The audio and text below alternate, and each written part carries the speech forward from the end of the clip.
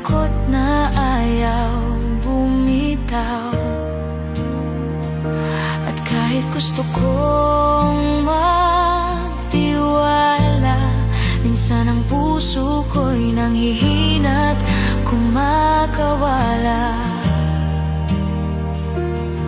Kaya bago pa ako bumigay at bago ako maligaw ng landas, nananalangin ako sa iyo,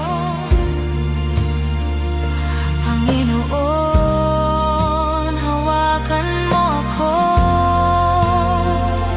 Hindi palaging matibay ang loob ko, hindi rin palaging buo ang pananampalataya ko. Pero kahit ganon, alam kong totoo, hindi ka nagbabago.